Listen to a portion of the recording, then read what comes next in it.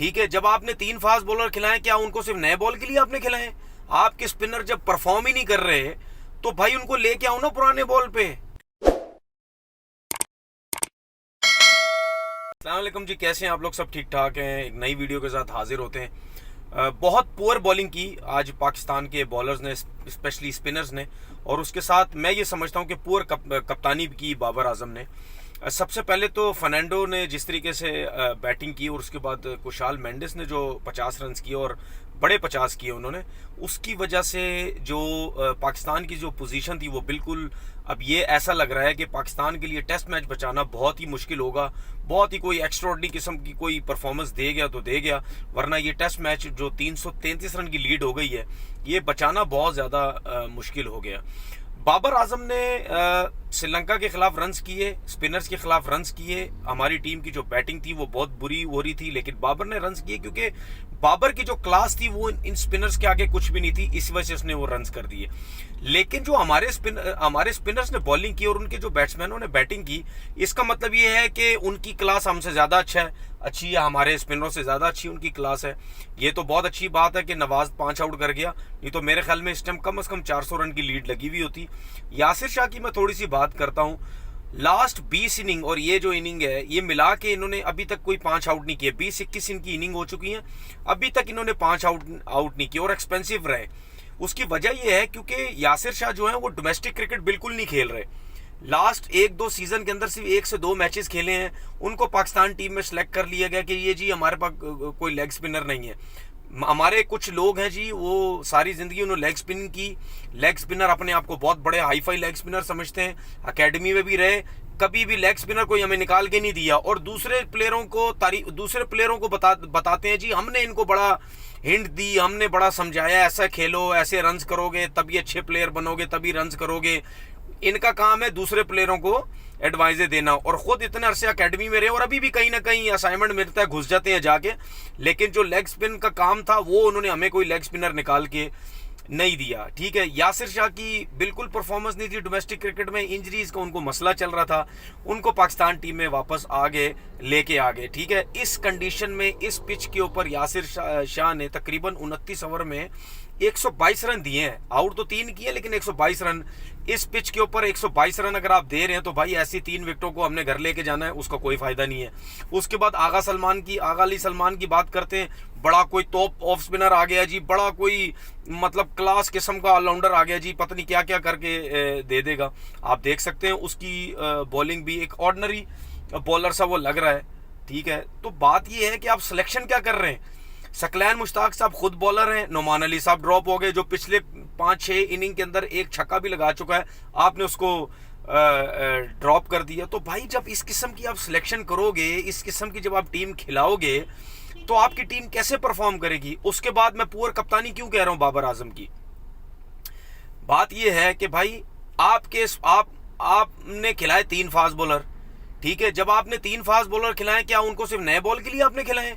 आपके स्पिनर जब परफॉर्म ही नहीं कर रहे तो भाई उनको लेके आओ ना पुराने बॉल पे, रिवर्स स्विंग करें, आगे बॉल पिच करें, आउट करने की कोशिश करें। अगर पिच में बाउंस नहीं है, फास्ट बॉलर का बॉल लो रह रहा है, नीचे रह रहा है, तेज नहीं निकल रहा, तो इससे अच्छा फायदा क्या हो सकता है? विद इन स्टंप उनसे बॉलिंग करवाएं, लेग बिफोर बोल्ड होने के चांसेस हैं। आपने सिर्फ क्या उनको नया बॉल के लिए रखा हुआ है? हसन अली ने 10 ओवर किए, नसीम शाह ने 5 ओवर किए, शाहीन अफरीदी ने 7 ओवर किए। ओ भाई आप ही लोग सारे कहते हो ना हमें 140 प्लस चाहिए, हमें 90 प्लस चाहिए, हमें सर फाड़ने वाला बॉलर चाहिए। तो भाई आपके पास 140 प्लस वाले हैं ना सारे। वो मुझे पता लग गया इस पिच के ऊपर कितने बॉलर 140 प्लस बॉल कर रहे थे। तो जब 140 प्लस वाले थे तो भाई उनसे नया बॉल रिवर्स स्विंग करवाओ ना, अगर आपके स्पिनर कुछ भी नहीं कर रहे। मैं इस वजह कह रहा हूं क्योंकि आपके तो 3 फास्ट बॉलर खेल रहे थे, उनके पास तो 1 फास्ट बॉलर था, बाकी तो स्पिनर थे, क्योंकि उनको अपनी कंडीशन का पता था। उनको पता था यहाँ तो बॉलिंग स्पिनर्स की होनी है, फास्ट बॉलर उन्होंने 1 खिलाया हुआ था। जब आपने 3 फास्ट बॉलर खिलाए तो भाई उनसे बॉलिंग भी तो करवाओ। या तो आपका जो स्पिनर्स का स्टैंडर्ड है वो बहुत अच्छा हो, आपका स्टैंडर्ड और श्रीलंकन के बैट्समैनों का स्टैंडर्ड मुझे सेम नजर आया, कोई फर्क नजर नहीं आया। उसके बाद एक और टेक्निकल मिस्टेक जो की, मैं ये नहीं कहता कि जी हो सकता है अगली इनिंग में हमारे बैट्समैन रन ना करें। एक टेक्निकल मिस्टेक की है टीम बनाते हुए आप लोगों ने। एक तो आप लोगों ने नोमान अली को नहीं खिलाया, दूसरा आपने फवाद आलम को नहीं खिलाया। फवाद आलम की बात इस वजह से कर रहा हूं, आपके मिडल ऑर्डर में खब्बा बैट्समैन है, आपका लेफ्ट हैंडेड बैट्समैन है, ठीक है। उनका जयसूर्या जो लेफ्ट आर्म स्पिनर और बॉलिंग करता है, जब फवाद आलम उसको खेलेगा उसका बॉल अंदर आएगा। वो हो सकता है अगर वो खेलता तो शायद उसको टैकल कर जाता। आपने सारे सच्चे बैट्समैन जयसूर्या के आगे कर दिए, तो भाई आपको प्रॉब्लम तो होनी है। यासिर शाह कैसे आउट करेगा मुझे ये बताएं।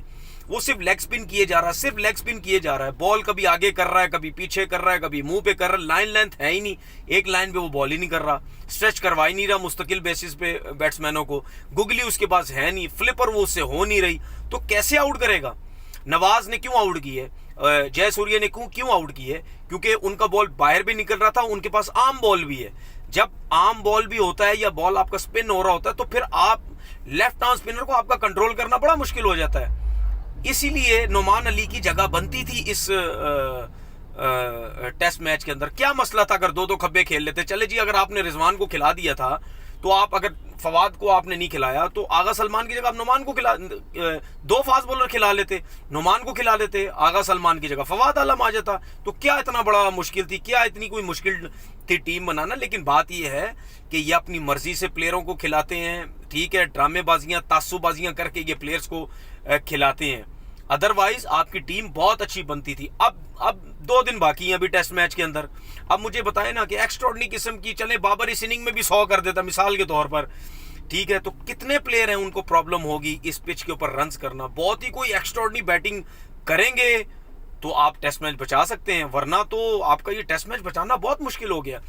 अब इस पिच के ऊपर और पाकिस्तान की जो पिचेस थी उसमें फर्क क्या था।